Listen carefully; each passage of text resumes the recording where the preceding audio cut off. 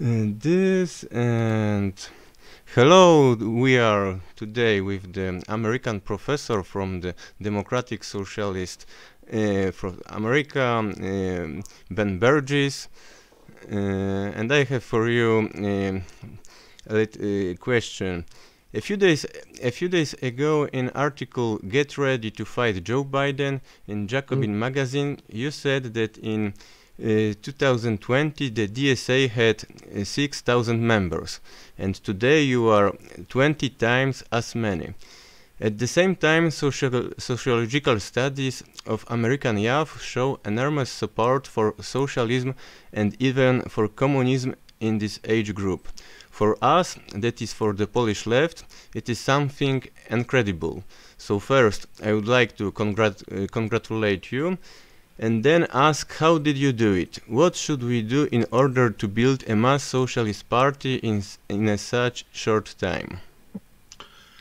Yeah, so I guess the thing that I would emphasize here is that it is very, very good news that DSA has grown so much that it's become a much more closer to being a real force than it was in 2015 when it only had 6,000 members. But we the sort of splash of cold water in the face here is that this is also whatever it's up to now, 100,000 people or something out of a nation of 300 million. So it's still tiny, relative to the overall American population. Even though it's experienced extremely dramatic growth relative to where it was a few years ago. As far as what's changed, like how that happened, right? And what, if anything, we can we can learn from that maybe people in other situations could emulate. I would say that some of it is a response to changing material conditions. That the long-term effects of the crash of the world economy in 2008 have a lot to do with certainly the general higher levels of receptiveness. When pollsters ask people young people what they think, and they use words like socialism or communism, it's often very unclear what many people answering these polls think that those terms mean. But at the very least, having a much larger percentage of people say, "Sure, sounds good to me," indicates, I think, a general willingness to be at least receptive to more deeper critiques of the system and alternatives to the status quo, even if the idea in their head about what that alternative would really mean, what does socialism mean, is often quite fuzzy. Is socialism just a word that we use to describe social democratic policies? Does like universal state health insurance? Does socialism actually mean an economic system that would come after capitalism?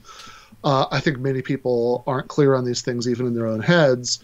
But I'd much rather have that problem than have the problem of almost everybody just rejecting anything that even sounds like socialism outright, the way that most Americans did during the Cold War.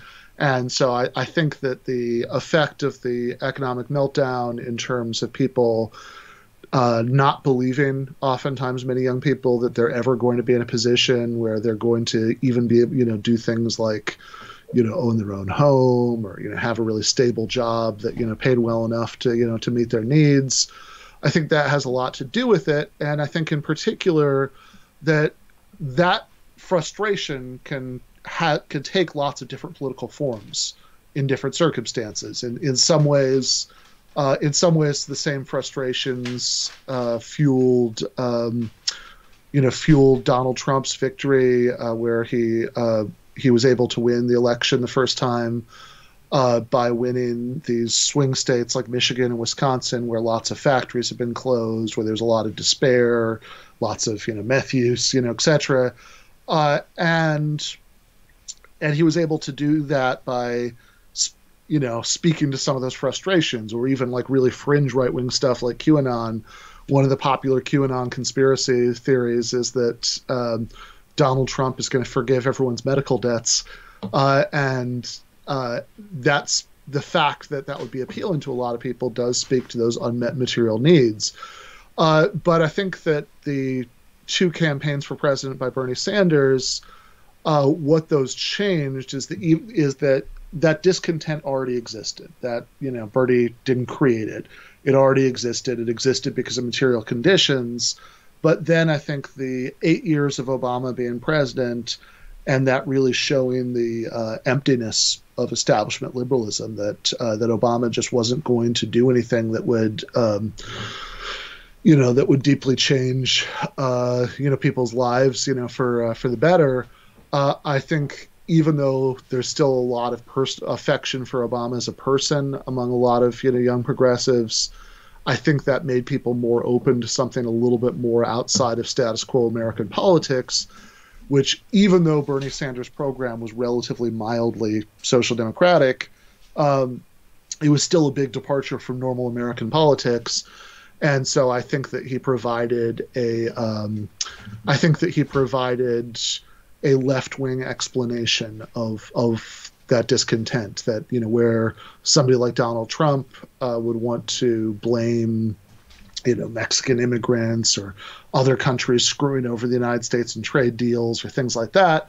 Bernie Sanders was able to at least provide, even though I don't think it goes far enough, what my friend Bhaskar Sunkara, the editor of Jacobin, calls class struggle social democracy, by which he means that even though his program was just these relatively limited social democratic reforms, he was blaming the 1%, the people at the top of society, for these problems, and sort of mobilizing people to feel anger at that. And then I think DSA represents sort of the best element of that Bernie Sanders coalition, the part of it that's most willing to think about more radical long-term changes, the part of it that's most willing to see itself as part of an ongoing political movement and not just a single election campaign.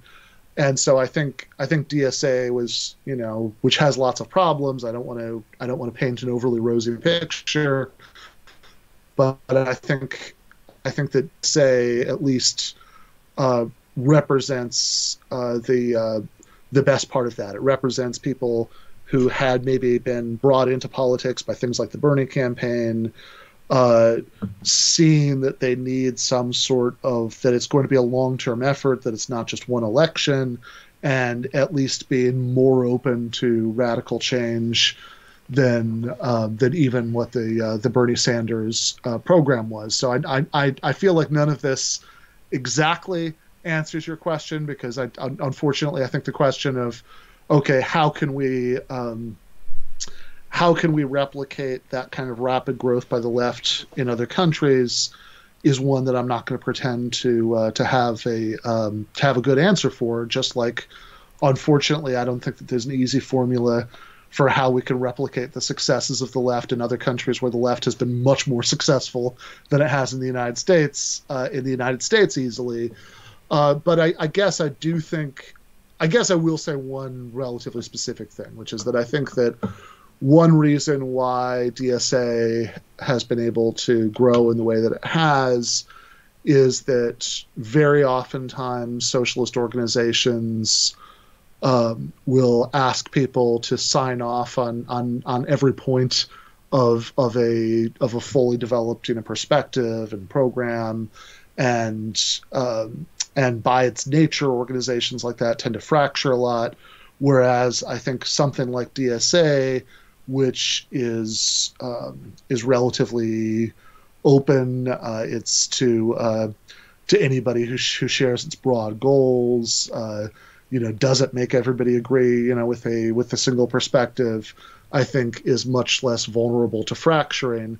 But again, I don't want to pretend that alone is some sort of great insight that has escaped, people in other places where maybe the left is in even worse shape than it is in the U.S.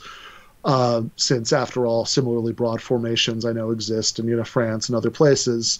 So I guess the last thing I would just say is to emphasize once again, there has been a lot of movement in the right direction. It's a the overall base of some sort of political identity to the left of liberalism has obviously exploded relative to where it was a few years ago.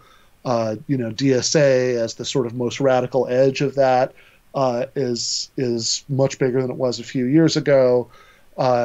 And there are even a couple of members of Congress, who have been members of DSA, even if they're not necessarily, hardcore DSA activists as much as just people who have membership in it. But that said, I think that we're the overall position is still, I think we're still very close to the bottom of the mountain that we have to climb as far as even achieving social democracy, never mind anything beyond that in the United States. So in some ways, we've the fact that the American left has grown so much, as encouraging as it is, in some ways is just an indication of how it almost didn't exist a few years ago. That we're coming from such a dismal starting point that we could have explosive growth and still be very marginal in the overall context of American society. It's like I remember an old joke about the Socialist Labor Party, which was a very small socialist party in the United States, about it doubling its votes in some election that because an extra person joined. So so it went from having 1 to 2, and I don't want to say that this is like this. I mean, we do have. There are multiple members of Congress now who identify as democratic socialists. It has gone from 6,000 to 100,000, but that's still 100,000 in a nation of hundreds of millions. The level of organization of the working class as a whole is extremely low. Only about a little over 6% of workers in the private sector in the United States belong to unions. So, we've come a long way, but we've got an even longer way to go. Okay, thank you for your response. Now I will make other question more critical for your because I am a little more radical than you. So you frequently record interviews with Professor Richard Wolff, who belongs to Democracy at Work. Professor Wolff has repeatedly emphasized that a truly democratic society requires the democratization of workplace relations. We spend most of our lives at work, and under capitalism the workplace is the dictatorship of the bourgeoisie and of managers. I would like to ask about your DSA program. As far as I understand, you are in favor of nationalizing big industry, which at the same time would become democratically managed, but at the same time you allow the existence of small enterprises, which will remain dictatorships of small capitalists. Don't you see a contradiction here? Having the word democratic in the name of your party on one hand and accepting capitalist dictatorship in the workplace on the other. I think that would be a contradiction if that's what I thought. So it's not what I think, and I think even as far as DSA goes, I think that DSA is a very loose organization. Lots of people within it think lots of things, but if you look at those DSA documents that do, even though they don't say everybody has to agree on this, that do give some indication of what socialism might be like, they do go further than what you're saying. And I would certainly go further. So if you read, for example, an article that I wrote for Jacobin called, it's called something like Capitalism Isn't Working, but What Would an Alternative Look Like? Or if you well, you can't read it yet, but if you read the book that I'm working on with Bhaskar Sankara and Mike Beggs called The Blueprint, which is about what a socialist society might look like, or even if you read the section of my first book, Give Them an Argument, Logic for the Left, where I talk about this question of what socialism would look like. And by the way, also, if you look at, there's a DSA strategy document, I think you can still find on its website, called Resistance Rising, Socialist Strategy in the Age of Political Revolution, something like that. I might not be getting that title exactly right. But what they say and what I say is that we shouldn't have any workplaces that act as the internal dictatorship of small capitalists. So you're right that what I've talked about is the nationalization of big businesses, of what are sometimes called the commanding heights of the economy, not necessarily the nationalization of everything. But that doesn't mean that I don't want the socialization of everything. So the distinction I would make there between nationalization and socialization is that socialization is a broader category. Nationalization is a kind of socialization. By socialization, I just mean bringing into some sort of collective or social control. So one form that can take is nationalization, which, if you have a democratic state, I think is a form of democratic control of parts of the means of production. But another form that it can take is converting businesses into worker cooperatives, which is what Richard Wolff emphasizes. So in that conversation with Professor Wolff, we were talking a lot about Mondragon, which is a existing company. It's a private company. It's not nationalized by the Spanish state, but it's a existing company in the Basque region of Spain, which is worker owned. And more importantly, it's not just worker owned, it's worker controlled, that managers are elected, that the general operating agreement that governs the place's operations has to be voted on every year by the workers. And so that would be my position. So that the only I think the only kinds of businesses that would maybe still not even be cooperatives, that would just run like regular petty capitalist businesses, would maybe be ones that were so small that they just didn't have any full-time employees. So if there are no workers for the dictator to rule over, it's not a dictatorship of the bourgeoisie. But I don't want any business to be a dictatorship of the bourgeoisie. I think that if you still need to have some sort of private sector, and there are reasons to worry that you might, if we think about some of the failed experiments of the 20th century, the kind of economic planning that existed, for example, in the Soviet Union or in Poland, was one that was very good at some things. It was very good at certain kinds of rapid industrial development, churning out, lots and lots of tractors and lots of tanks. And, thank God for it, because Hitler might not have been defeated otherwise. But it was very, very bad, that system, at matching up production with individual consumer needs. People, Soviet citizens, might have, lots of rubles in their pockets, but they wouldn't have anywhere, but when they go to the store, they'd have to just sort of hope that that what they wanted to buy was there, that high quality versions of it were there, etc. And it's easy, I think, for a certain kind of leftist to trivialize this problem, to say, oh, well, whatever, there are clearly more important things than, whether you have, 6 different kinds of toothpaste or whatever. That's much less important than whether people are going hungry, whether they have to, exist in undemocratic workplaces, etc.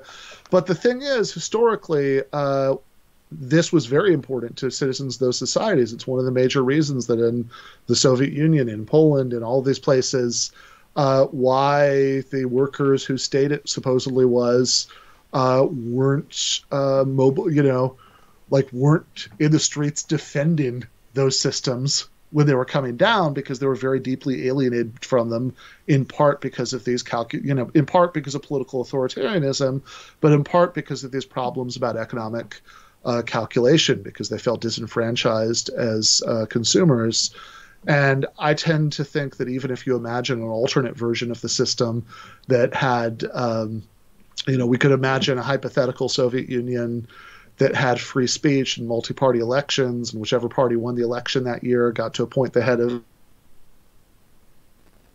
planning office in Gosplan. That would be much better, right? That would have been a much better system than what existed. And I'm sure that the worst horrors of that system would have been avoided. But I don't necessarily think those day-to-day frustrations of Soviet consumers at the grocery store would have been solved by that. And some people think that given developments in technology, that maybe we can solve these problems that way, and we can have an efficiently planned economy where there will be that kind of fine-grained matchup between consumer preferences and production. And maybe that's true, but what I'm interested in saying is, okay, are we just going to wait for technological change to get rid of capitalism? That the coming technological singularity will solve all of our problems for us? Or are we going to wait for cultural changes so people are just less concerned about these things? Or do we want a form of post-capitalist society we could have right now, like 5 minutes after capitalism? And I think that we need to have a vision for what we could have right now, 5 minutes after capitalism. So what that vision would be one in which maybe big businesses, the commanding heights of the economy are under direct state ownership. Certainly important human goods like healthcare and education are taken outside of the market entirely, are decommodified, so they're just provided to people rather than sold.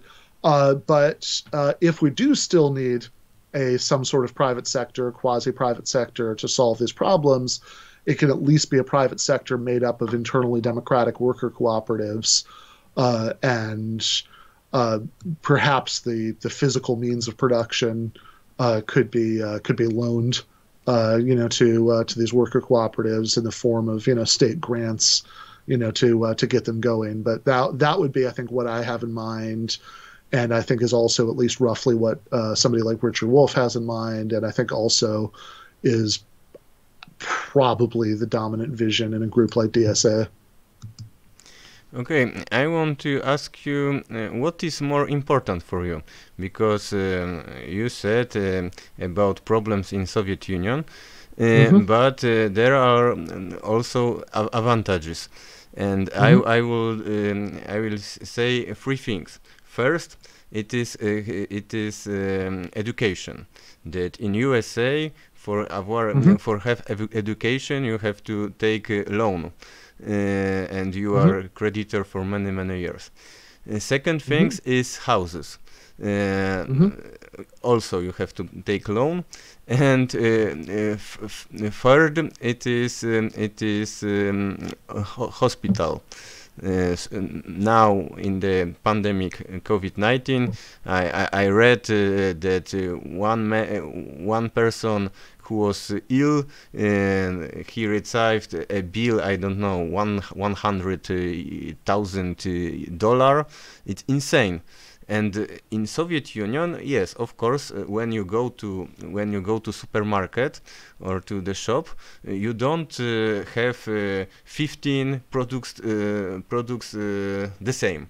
Because when you buy Coca-Cola Cherry, Coca-Cola Zero, and others, it is for me it is this consumerism which is now in Western countries is it's not very important if we compare this with education, houses, and hospitals, and also in the question of the problems with ecology, this surproductions of goods which are you can choose, and after you have to pay advertising and all these things, and many people many these things are going to garbage.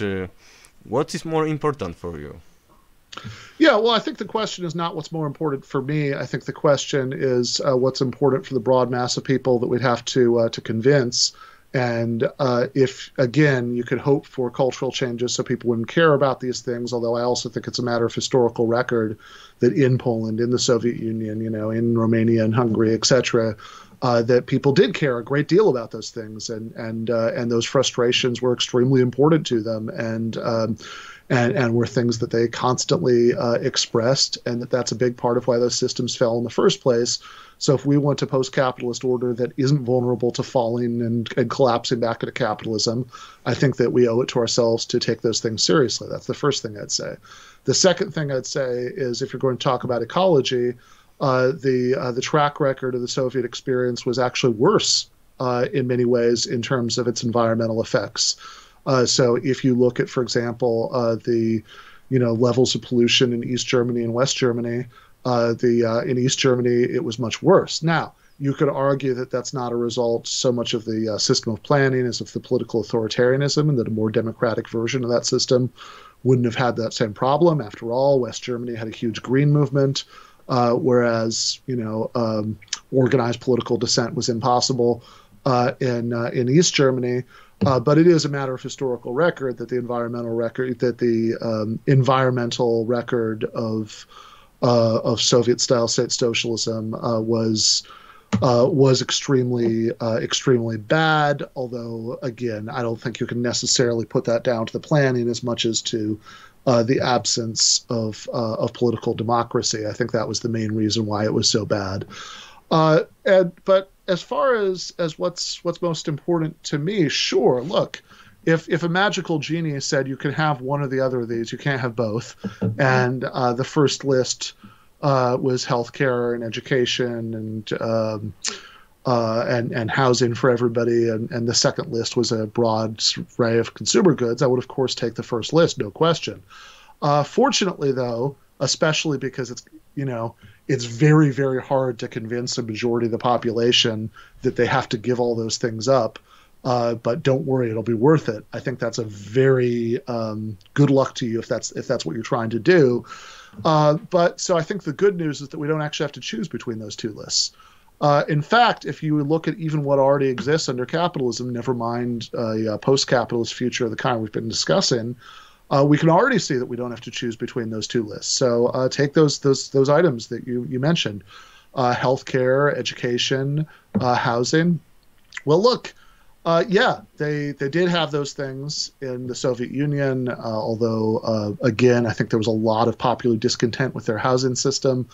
But they did meet those needs for everybody in the Soviet Union. But there are plenty of countries that don't have the Soviet model that have also met them. In Finland, they have all those things. In Finland, nobody is charged tuition to go to college. Nobody has to take out any loans to go to college. They have universal, free public education. In fact, even on the secondary level, they don't even allow private schools, which I'm all for. And on the post-secondary level, nobody is dependent in that way. There's a great and certainly nobody has to pay for healthcare in Finland. And as far as housing goes, I think probably that's a respect in which Finland is probably closer to the United States compared to those other two. But there are certainly cases of countries with very widespread public housing, even under capitalism. So there is. So I think if you look at the history of public housing under social democratic governments in Vienna, if you look at even what exists in Singapore, which has never been governed by anything we would remotely call social democrats, but I believe a majority of the population lives in publicly owned housing. So you can have all of those things. There's the reason Finland was what popped into my mind as an example is there's a great book by a journalist called Aru Partanen, I might be getting the last name wrong, called The Finnish Way of Everything, where she describes moving to the United States for her husband, who's an American, and being shocked when she came to the United States because of all three of those things that you just mentioned, or certainly at least the first two. And she talked about how it led to interpersonal relations in the United States being,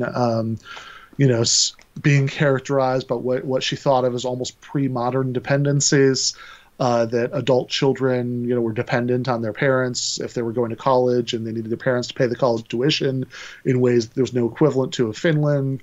People stayed at jobs they hated. People stayed because they didn't want to lose their employer health insurance. People stayed sometimes in marriages that were bad or even abusive marriages because they didn't want to lose their spousal health insurance. Said, we don't have any of that in Finland. So given everything that I've just been saying, how even actually existing advanced social democracies show that you can have both, that you don't need to choose between universal state healthcare, for example, and Soviet-style grocery stores, and the kind of mass discontent that you get if you have Soviet-style grocery stores.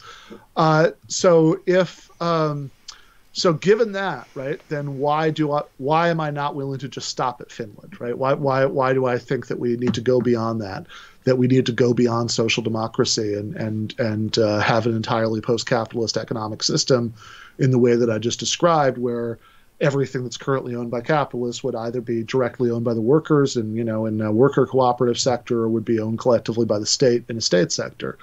Why is it that I think that? Basically two reasons. I think there are two problems with seeing, the Finland station, not in a Lenin sense, but, as a destination for society, as the final station. One of those reasons is ideological. It has to do with what you said earlier about workplaces as dictatorships of the bourgeoisie. I don't think that's acceptable. I think that we should try to achieve a society just for principled reasons, where nobody has to submit to the dictatorship of an unelected boss, in order to make a living, which even in places like Finland, you still have to. So that's my ideological reason for thinking we need to go beyond Finland. And then the practical reason for thinking that we need to go beyond it is that social democracy is unstable. As long as you keep the capitalist class in power, there's always a danger that they'll roll back that they'll roll back that nice big social democratic welfare state that's based on taxing them. So I think that you do ultimately, the only way to solve this problem, as my late friend Michael Brooks once put it, is to start taking pieces off the chessboard by democratizing the economy. But again, I think that we don't have to choose, just like we don't have to choose between the economically sclerotic and politically authoritarian Soviet model and the dog-eat-dog neoliberal hellscape that we live in the United States, because Finland exists. We don't even have to choose between just those first two and Finland as a final destination. I think that we could go beyond that and have a society where the state provisioned things like healthcare and housing and education as social rights for everybody in the way that they do in advanced social democracies. But unlike even the most advanced social democracies, we also had workers control the means of production, either in combination with nationalization in some sectors of the economy, or if we still need to have a private sector in order to solve the kinds of calculation problems that plagued the Soviet economy, that private sector can at least be made up of competing but internally democratic worker cooperatives. The comparison of the different states is there are many problems when we show in the Europe with the all this history of imperialism European. I remember one discussion with Richard Wolff and one libertarian, and when this libertarian gave this example about Germany, that Western Germany was better than Eastern Germany, Richard Wolff responded that his first language is German, because his mother was German, and he knew history of German very, very well, and Western German always was more richer than Eastern German. So I don't want to compare countries. I can compare the Eastern Europe before 1989 and now. That not only in Poland but other countries, Romania, Bulgaria, and also Soviet Union, we saw here what is contra-revolution, what is capitalism, what gave us. And when we saw the statistic of the death of COVID-19, and we saw Cuba, Vietnam, very, very little, and the capitalist countries like France, UK, or USA. And we see that Poland has similar health service like in Cuba, but now it is destroyed by capitalism, and we have problems, typical capitalist problems, and it's crisis here, sanitary. So I will give you my third question, which I prepared. In one of your videos, you are being interviewed by the libertarian Keith Knight. You were asked to explain. Okay, hold on just a minute. I did before we do the Keith Knight question. I did want to just briefly speak to that. Okay. Which I did want to say. So as far as COVID goes, it is absolutely true and important that that Cuba, under very bad circumstances, has done very well. In fact, the place that I am right now, the county of Michigan, where I am right now, that's one county in has, with one county of one state, so obviously has a much lower population than Cuba, and it's actually had about as many deaths as all of Cuba. So Cuba has done very well. Vietnam is one of the countries that's done best in the world. But I would also say, one, that Vietnam is very far from the kind of system now that it had 20 years ago, or that Poland had in the 1980s, or that the Soviet Union had. Vietnam now is a kind of market Stalinism. It's got an extensive private sector. So I think, but why is it done so well with COVID? Well, as you say, these comparisons are complicated. There are other factors that can get in the way, like Wolf's point about East Germany and West Germany. And by the way, I'd say that there were things about East Germany that were better than West Germany. For example, the relatively higher rate of economic equality. I think there's some interesting empirical work on how that was actually better for interpersonal relationships. Because there were less economic incentives to stay in bad relationships. I'm not sure that the environmental issue is explained away by Wolf's point.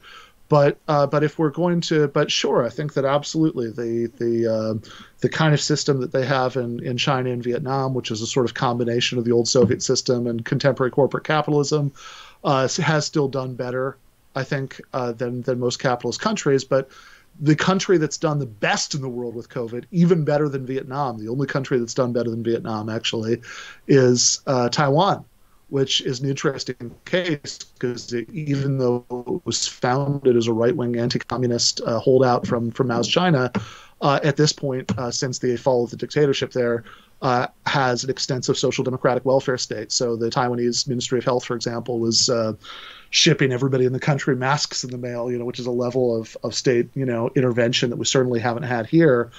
But so I agree with your general lesson from the COVID comparisons that having more state programs, state healthcare, et cetera, is clearly something that helps, with COVID, no doubt whatsoever about that.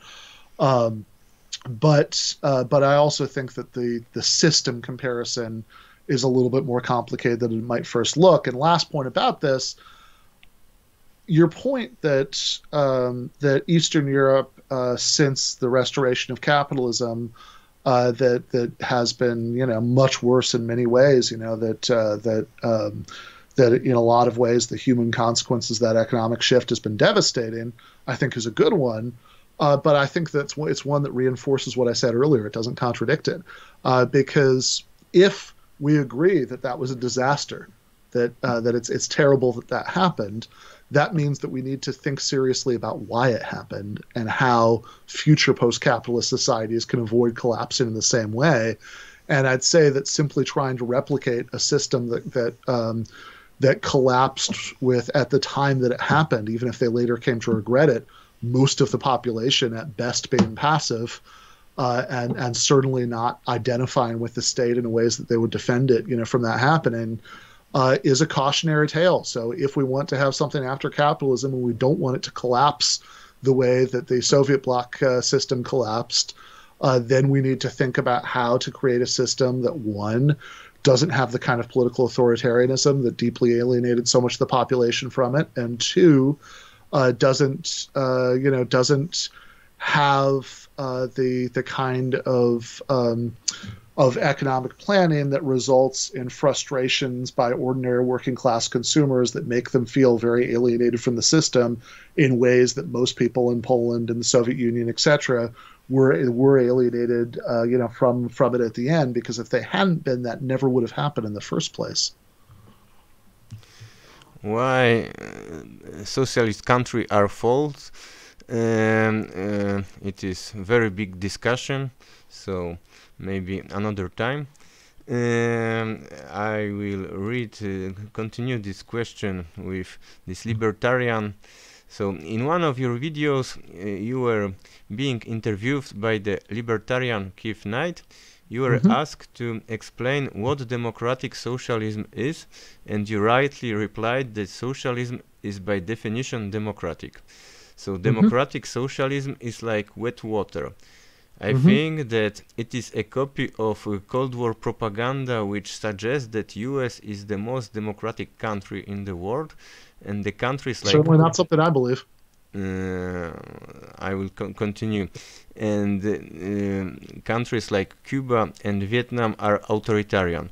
Do you really believe that in US Constitution written by slave owners and the whole two-party political system like the one in the US is democratic?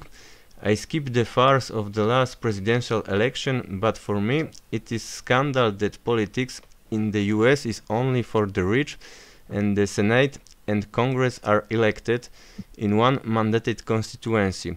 I could even add more something here about the racist nature of the USA. Do you really think this system is more democratic than the Cuban Revolution defense committees? Okay. I agree with everything that you say about the problems with the U.S. system. These are things that, since, as I'm sure you know, because you've watched a lot of videos of me and you've read a lot of articles by me, these are points that I make all the time, constantly. So I agree with all those criticisms, but the answer to... So I obviously don't think that the United States is the most democratic country in the world. I think that would be an absurd thing to say or think. I think that there are many countries in the world that are more democratic than the United States, but I would not put Cuba on the list. I think there are many good things about Cuban society. I've written about this several times. You can go back in Jacobin and read my article about Cuban coronavirus response, putting wealthier countries to shame. You can read the article that I wrote during the presidential election. Bernie Sanders is right about Cuba, about his Sanders praise for Cuba's achievements in healthcare and education. But I don't think that I think that we can acknowledge the many admirable gains made in Cuban society as a result of its revolution, without lying about the absence of civil liberties and political democracy, which is just a fact. So I think all of the extreme limitations of democracy in America that you point to are very real. But I think that pointing to those limitations should show us that that's not democratic enough, not that it's acceptable to be at a much lower level of democracy. So yes, it is very bad, for example, that the United States has a two-party system, meaning in practice that it's very difficult for third parties to compete. There are various legal tricks used to make it harder for third parties to get on the ballot. That all the signatures they have to collect, for example. The winner-take-all nature of American elections really discourages voting for anybody except for the two main parties, because there's always the risk, because we don't have runoffs like they do in France, for example, which, by the way, France is obviously a capitalist country. It's obviously many of the things you say about the United States would apply equally to France, about, being a very racist country, etc. But France would still be on my list of countries that are more democratic than the United States because it has a parliamentary system in many ways, even though there is a strong executive, because there are runoff elections, and it's presidential elections that give people more of a chance to express their second choice. And so the fact that the United States doesn't have any of these things is a huge problem. But the Committees for the Defense of the Revolution in Cuba, that's not a positive alternative. In fact, it's worse in almost every one of these ways. It's better in the sense that big money doesn't corrupt the outcome of elections. That part's good. But it's worse. We have a two-party system. Cuba only has one legal political party. And in fact, when I say we have a two-party system, what that means is that there are various undemocratic ways that are made to discourage third parties. But nobody's being arrested and put in jail for trying to form a third party in the United States.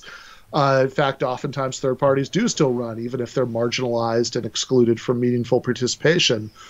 Cuba, there's only one legal political party, the Cuban Communist Party. Of course, elections are technically nonpartisan, but that actually makes it worse. That's worse, not better. It's good that people get to choose between different political parties, because that way, when they cast a vote, they know, look, am I voting for which of these political programs that I want? Think about the last elections in France, that those political options that people knew in voting for different candidates, that they were voting for different overall political programs, whereas Cuban elections are much less democratic in that respect, that in Cuban elections, they're technically nonpartisan. But the only people who are allowed to run in them are people who have been approved for their political loyalty. So they have multi-candidate elections, but nobody's allowed to be one of those candidates if the authorities haven't proved them as being basically loyal to the system. So you couldn't have somebody who was a dissident who advocated big changes to the Cuban system even be allowed to run in the first place. That's a huge democratic problem. It's also a huge democratic problem that people aren't allowed to use their elections, their candidacy in these elections to put forward political platforms that, like overall comprehensive political platforms. These are the ways in which I think Cuba's system should change. My understanding, at least, what I've read from Samuel Farber, it's an old article, but I don't think this has changed, is that in Cuban elections, basically, one candidates, and remember, the only candidates who are allowed to run are the ones who are pre-approved by the state, which makes fundamental change impossible by definition, that candidates in Cuban elections are only allowed to basically put out a brief biographical statement of who they are. That's not a real democratic election, and I think that we can be honest about that. I don't think that we have to choose between buying into imperialist propaganda that demonizes Cuba and dishonestly pretending that Cuba is a real multi-party democracy with free speech. Either of these are true. And as with the Soviet Union question, I would say that we don't have to pick. We don't have to choose between the American model, where elections are systematically distorted at every level by campaign contributions from the wealthiest people, where only two parties are. The two parties more or less share power and try to use all sorts of tricks to stop third parties from competing, where we have a winner-take-all system rather than proportional representation or runoffs. We don't have to choose between that very bad model and the, in some ways, even worse model that you have with Committees for the Defense of the Revolution and nonpartisan local elections in Cuba, where you're not actually allowed to choose between different political parties representing different ideas and different overall visions for Cuban society. Again, I think even under capitalism, I think that there are lots of countries that have much more democratic political systems than the United States, and I think that we could have an even more democratic system than that if we went beyond capitalism, because if we no longer had a capitalist class, because all capitalist enterprises had either been nationalized or converted into democratic worker cooperatives, as Richard Wolff advocates, then there would be then the political process, wouldn't be corrupted by the influence of a small class of the population that has more political power and influence than everyone else. Yes, but in 1960s, when they are big movement anti-war, they are also many force of the left American, and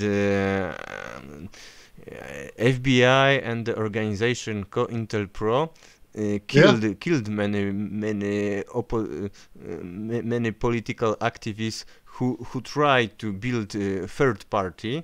And I think that when this movement is very, very strong, they show that they can kill also. Yeah. Well, again, I don't know why that's a but. I don't know how that's supposed to undermine or even contradict anything that I've said. That just seems like a yes and, because I just went on and on about all the limits and undemocratic parts of the American political system, and you're telling me more about the limits and undemocratic parts of the American political system. I agree. It's not true, I should say, if we're going to be fair about this, and we're going to try to be as accurate as possible. The many claim isn't really true. I think the overall number of political assassinations by the FBI, COINTELPRO in the 60s was actually, a handful of people. But that doesn't mean that it didn't happen or that it wasn't terrible. The murder of Fred Hampton, from the Black Panther Party, and there were a few other examples like this.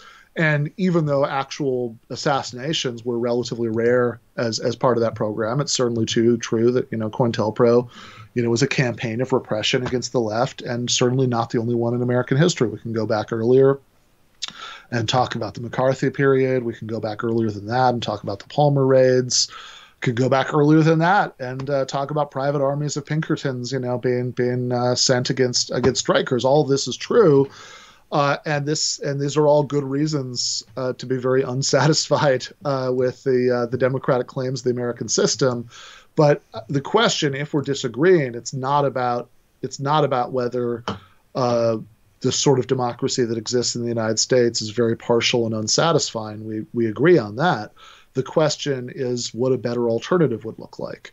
And I think that a better alternative would be one where nobody was asked to give up things that we already have, like, multi-party elections, incomplete, but still to a very great extent, freedom of speech. There was never a point, even in the 60s, in this period when you're talking about, when there were, lots of openly, legally published, radical newspapers, etc.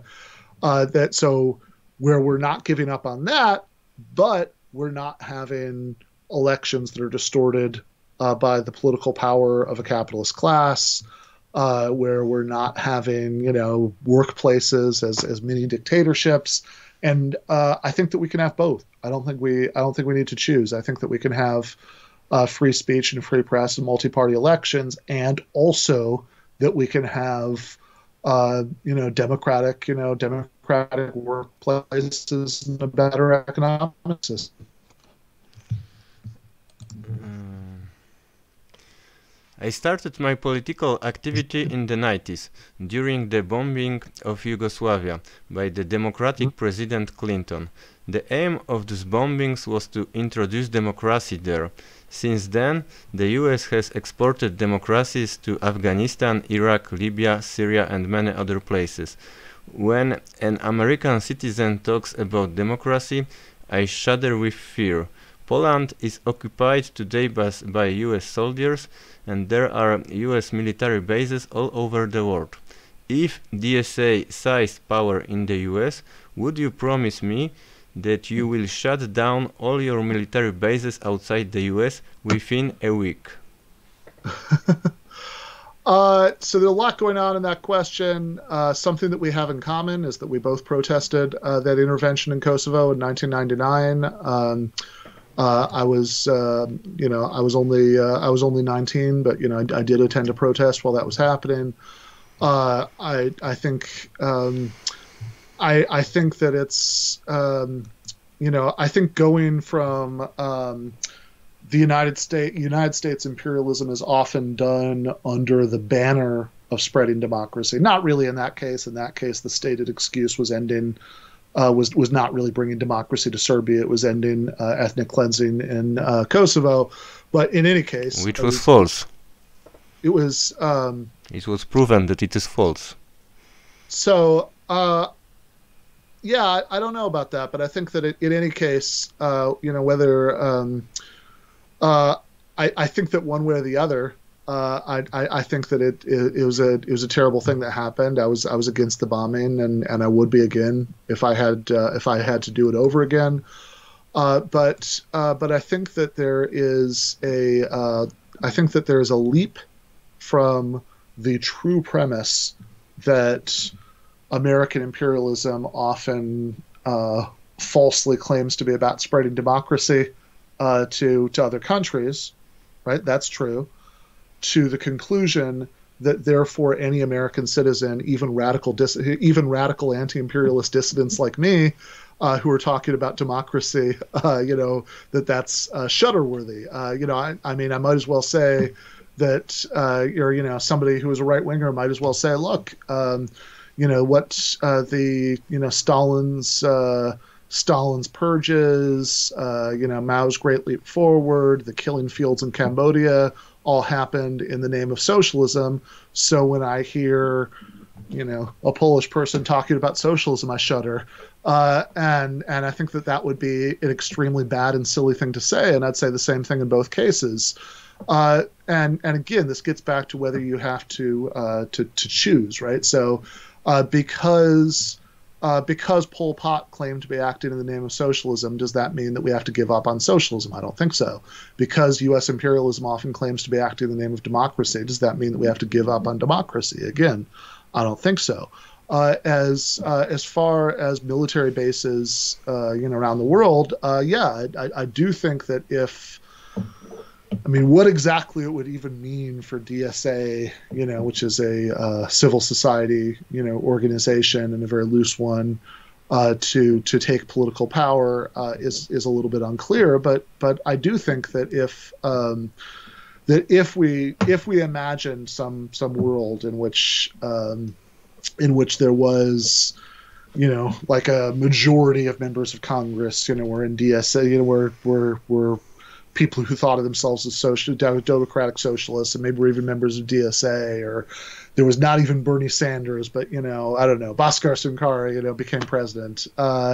If we do imagine all of that, okay, I think that would mean that U.S. imperialism abroad would be wound down. Now, as far as what that would look like, ideally, let's say the best possible anti-imperialist leftist government took power in the United States, whatever that means. As far as whether every single U.S. military base around the world would be closed within a week, no, probably not. I don't think so. Does that mean that every American military base would be around the world would be closed? I do think so. Why? I think that should absolutely be a goal of any future left government in the United States to get rid of those 400 foreign military base and bring all those soldiers home. As far as the timetable in which that would happen, I think it probably is more complicated than that. I think that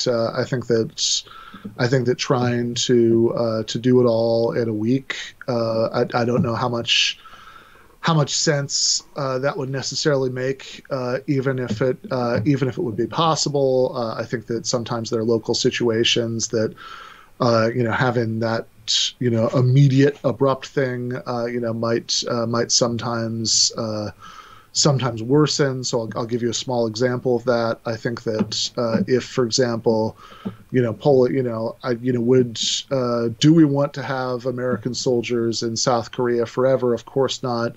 I think that's that's a terrible thing. There's certainly plenty of Koreans who are against that and have protested, that American military presence.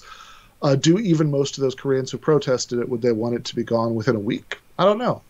Maybe not, because I think it would be a very sad irony if, for example, in the name of anti-war politics, we restarted the Korean War. And would that be the effect of that? I don't know. Maybe at this point the South Korean military is strong enough that it wouldn't restart the Korean War if that happened. But I think having concerns like that doesn't mean that the goal shouldn't be to end U.S. military presence in South Korea. I think that it means that the achievement of that goal might involve, spending the time to, for example, negotiate some sort of long-term peace settlement, in that example. I think that there are probably other cases. I think that if you look, for example, at Syria, that the abandonment of the radical socialist experiment in Rojava to the potentially genocidal attentions of the Turkish military, which, by the way, is a NATO ally, so it's not even, it's not even a non-imperial power. It's just another power within the imperial family. Doesn't seem like a great anti-imperial victory to me. Again, that doesn't mean that there should have been U.S. troops there forever. But it does mean that I think, as is very often the case, whether we're talking about foreign policy or domestic policy, real politics is often more complicated than anything you can fit in a bumper sticker. And so I think that it would be, I think if I had my way, right, if I could, obviously even Bernie Sanders, couldn't be nominated because, the left is still much too weak, to defeat the Democratic establishment. But if not only somebody like Bernie Sanders came to power, who I'm sure wouldn't do this, but if somebody way to the left of Bernie Sanders came to power, if I could just magically make the best possible anti-imperialist leftist the president of the United States, would I want that person to have as their goal ending the U.S. empire and removing all 400 of those foreign military bases? Yes, I would. Would the timetable for that would make sense be 1 week and then let the chips fall where they may? Or would that be a process that might take a few years and that was accompanied by various diplomatic efforts to stabilize, anything that might be set ablaze by that decision? I think probably more like that, more like the second option. But I do agree with you that should be the goal. That that the United States should not have hundreds of military bases all around the world, and that any future left-wing government that came to power in the United States, I would hope would share that goal. And if it didn't share that goal, then even while supporting its domestic policies, I would continue to protest, U.S. imperialism and interventionism, even if carried out by an overall left-wing government. I think that the example of Korea, which you said, when U.S. troops killed South Korea, the North Korea can demilitarize also, because they have a strong army, because the Peninsula Korean is occupied by U.S. So I think that there's a good chance that it could play out that way. And again, that's why I think that the goal in that case would be to negotiate some sort of long-term peace settlement that would involve de-escalation between the two Koreas, as well as the United States troops leaving. I think that's absolutely a possible goal. Whether it would take only a week to negotiate that or not, I'm not. I'm maybe less confident about the timeline, but I do agree that it should be the goal. Finally, I would like to ask you about your strategy for the next 10 years. You supported Biden in the last election, and it's hard for me to imagine how you want to build socialism in the US this way. Will there be capitalism in the US 10 years from now? Will there still be two-party system, and will you continue to support a democratic candidate backed by Wall Street bankers? In a word, when will there be socialism in the US, and how are you going to implement it? Yeah. So it is true that I obviously tried very, very hard to stop Joe Biden in the primaries. I campaigned for Bernie Sanders, who's the person I actually wanted to be the president, to get the Democratic nomination instead of Joe Biden. But when we lost, I was put in a position that must be familiar to you because you live in France, and the French left has been put in this position multiple times in the last 20 years. So what do you do when, for example, you are, you are in the last election in France? You supported, Jospin, who's the left-wing candidate. But he didn't make it into the runoff election. And so instead, the only remaining choices in the second stage of the election, the runoff, were between the hideously neoliberal Emmanuel Macron and the far-right Marine Le Pen. And the calculation that most French socialists and communists made was that as much as they hated Macron for very good reasons, that they should hate him, that they could make a rational strategic decision about which enemy they would rather fight. Would they rather fight a President Le Pen, or would they rather fight a President Macron? And I think most of them, again, from my perspective, very rationally, made the calculation that these are both enemies, but that doesn't mean that they're the same enemy or that there are no important differences between them that would justify making that tactical calculation in the voting booth. I would say exactly the same thing about the American election. Obviously, I hate Joe Biden. I've written many, many, many things about all the reasons I hate Joe Biden. I absolutely see him as an enemy of the working class, which is why I supported Bernie Sanders against him in the primaries. But when we were in the equivalent of the second stage of a French runoff, when we were in the general election phase of the American election, then I still supported voting third party in safe states, meaning states where there was no chance that the third party vote would lead to Trump winning those states when he might have otherwise lost the state. But in swing states, which are the tiny handful of states such as Michigan, where I am, where the election could have gone either way, and because of the peculiarities of the American electoral system, this is one of those many undemocratic features of America's electoral system we were talking about earlier. We have the Electoral College, meaning that the entire state, whoever wins that entire state, that candidate gets those states' electoral votes.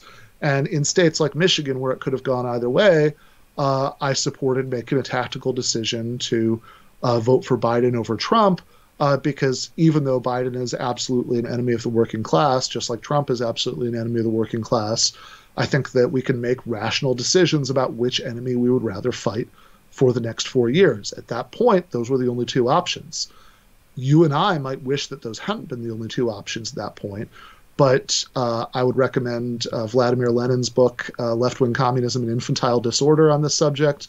I think that oftentimes the left is prey to something called voluntarism, which is the idea that we can ignore the actual state of play, the actual balance of forces in the class struggle as it exists on the ground, and simply wish things into existence. But we can't. We need, as Lenin said, to always be on the extreme left wing of the possible. So what does that mean? Well, I think that if we knew that there was no chance whatsoever that the very small marginal left that existed at that point could have mounted a successful third-party campaign in all 50 states. Again, I'm fine with voting third party in most states, where it wouldn't have made a difference. But if we know that the small marginal left that existed couldn't have mounted a successful third party in all 50 states, then that means that in swing states we had to decide, would we rather fight Biden for the next 4 years, or would we rather fight Trump for the next 4 years? And since those were the only two options, I thought that a better option was to fight with Biden for the next 4 years, and that still makes sense to me.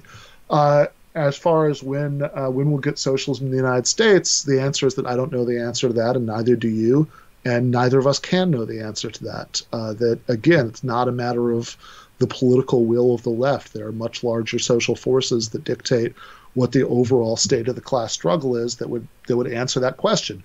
There is no electoral strategy that the left could engage in that would guarantee that we are living in socialism in the next 10 years, or even, I think that it's extremely unlikely that it would happen that quickly.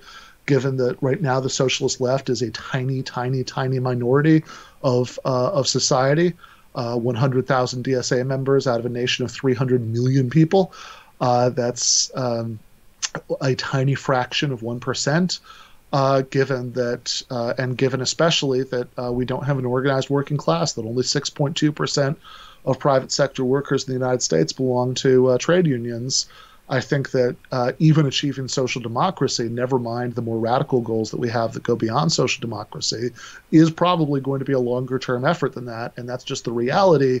And we can close our eyes and and put our fingers in our ears and pretend not to believe it and live in a comforting fantasy land where there's going to be a proletarian revolution in the next 10 years in the United States, or we can acknowledge reality and do our best to fight for socialism within the constraints that are placed by us in the real world. And my choice is definitely to do the second one. As far as a third party, I think that we have to look at American history to think about how it could arise. I don't think you can look at other countries that have very different electoral systems.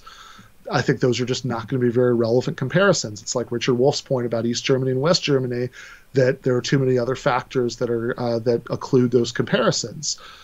So, there are countries with parliamentary systems where what ends up governing is a coalition, and so if you vote for a minority party, it can still be part of the negotiations about that coalition. I think that countries like that, you can have a relatively small part of the population form a minor party that can still play a real role in politics and won't just disappear in ways that aren't possible in the American political system. Now, does that mean that we couldn't have a third party in America, that it could never happen? I don't think so. I think that we could have a electorally viable third party, a new major party in the American system. But I think the point about voluntarism very much applies, that we can't simply will it into existence. So if it came about, how would it come about? Again, I think we have to look at American history here. That there is exactly one example in American history of a successful third party. That one example is Abraham Lincoln's Republican Party in the 1860 election, because now, of course, the Republicans are one of the two major parties, but in 1860, that was a third party. It was an anti-slavery third party.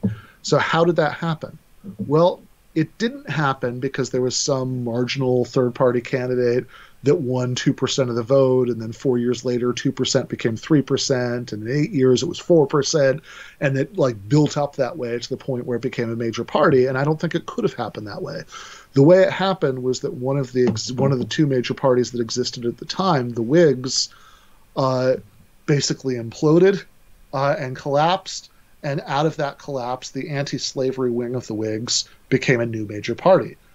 Could something structurally similar happen now, where there was a democratic socialist wing of the Democratic Party that after the collapse of the Democratic Party became a new major party? Yeah, I think that's possible. I think we're a very, very, very, very, very long way away from it, considering that right now what's sometimes called the Squad within Congress, which is the media's name for the informal Social Democratic Caucus within the Democratic Party in Congress, has so few members you could count them on your fingers. And for this to out of hundreds of Democrats in Congress, so we're nowhere remotely close to it. But yeah, I think it could happen. So I think the entire debate that sometimes happens within the left between, okay, should our goal be to take over the Democratic Party or should our goal be to start a new major party?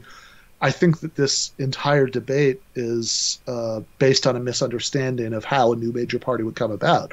I think that the way forward is to build up those social democratic forces within the Democratic Party, to have not just one AOC, for example, but hundreds of them. And the end result of that process might be taking over the Democratic Party, or it might be the Democratic Party collapsing and there being some sort of organic split that would lead to a new major party. Those are both out. Those aren't two different strategies. Those are two different outcomes. Those are two different possible outcomes of the same process. But one way or the other, I think the way forward is rebuilding the labor movement, organizing the working class in workplaces, and greatly expanding electoral efforts so that we can have not just a few, democratic socialist, Congress members, but hundreds of them. And what that means as far as the Democratic Party as an institution or a third party, I think that's just an unresolved historical question. Okay, thank you for your time. It was very interesting for me. If you can, could you say hi to Professor Richard Wolff and say that in Poland he has many fans. Me and my comrades, we translate some movies of him in Polish language, and now they try to watch it in English. Absolutely. Thanks for having me. Okay, hi, goodbye. Bye. See you.